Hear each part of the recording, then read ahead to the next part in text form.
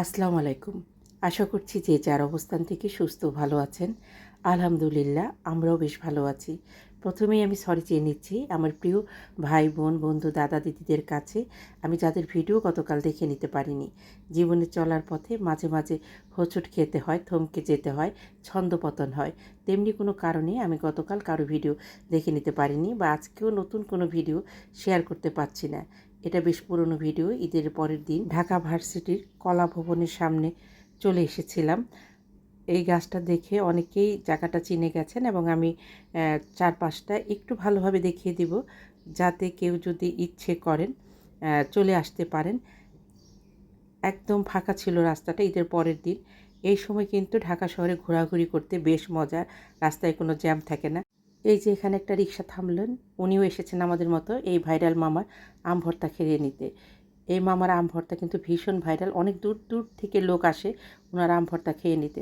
মামা এখানে একটা কাঁচকলা, একটা বড় সাইজের আম এবং পেয়ারার কিছু অংশ কেটে নিয়েছে। সেই সাথে মামার কিছু সিক্রেট মশলা এখানে দিচ্ছে। আমি যতটুকু বুঝতে পেরেছি এখানে সরিষার সঙ্গে শুকনো মরিচ আছে। মামাকে আমি জোর করিনি এটা বলে নেওয়ার জন্য, যেহেতু এটা ওনার ব্যবসার একটা অংশ। মামা ভর্তা করা ফাঁকে ফাঁকে আমরা কিছু বেলপুরি খেয়ে নিয়েছিলাম। এখানে ধনিয়া পাতা, কাঁচামরিচ দিয়েছে। মামার কাছে ভর্তা করা ছিল, কিন্তু আমরা ফ্রেশ ভর্তা খাচ্ছি। উনি আমাদের জন্য ফ্রেশ ভর্তা করে নিচ্ছে।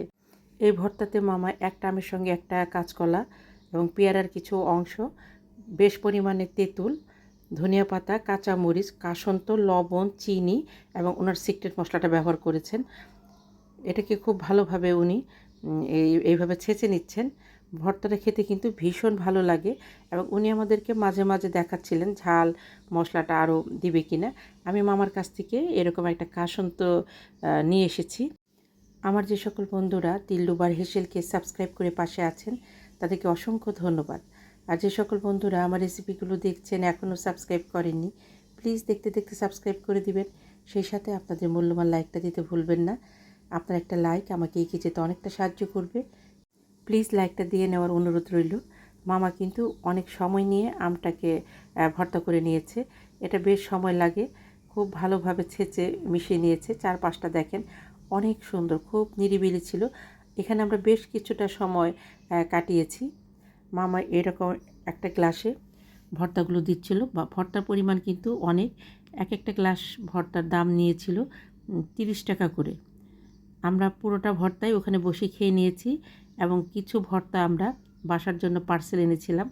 এই আম ভর্তাটা ফ্রিজে রেখে 2-1 দিন পরেও খেয়ে নেওয়া যায়, নষ্ট হয় না এবং খেতে ভালো লাগে। আমার হাজব্যান্ড ঢাকা ভার্সিটি থেকে পড়াশোনা করেছিলেন। উনি ঢাকা ভার্সিটিতে আসতে বা ঘুরতে খুব পছন্দ করেন, কিন্তু সবসময় আসা হয়ে ওঠে না। যখন কোনো বন্ধ বা এরকম ফাঁকা থাকে মাঝে মাঝে আমরা ঢাকা ভার্সিটির বিভিন্ন অংশ ঘুরে বেড়াই। খুব ভালো লাগে। আমার যে সকল দাদা দিদি ভাই বোন বন্ধু, সেই সাথে আমার সাধারণ দর্শক বন্ধু যারা আছেন প্রতিনিয়ত আমার রেসিপিগুলো দেখে অনেক সুন্দর সুন্দর কমেন্ট করছেন, আমি তাদের প্রতি ভীষণভাবে কৃতজ্ঞ। প্লিজ এভাবেই পাশে থাকবেন। এই লোভনীয় ভর্তাটা দেখে আমার আপুদের জিভেও জল চলে এসেছে, আমি বুঝতে পারছি। ভর্তাগুলো খেয়ে কলা ভবনের ভিতরে একটু হাঁটাহাঁটি করে বাসায় চলে যাব। দেখেন ভিতরটা কত সুন্দর, খুব ভালো লেগেছিল। আপনাদের প্রত্যেকের সুস্বাস্থ্য কামনা করে বিদায় নিচ্ছি। নিজে ভালো থাকবেন, অন্যকে ভালো রাখবেন। আল্লাহ হাফেজ।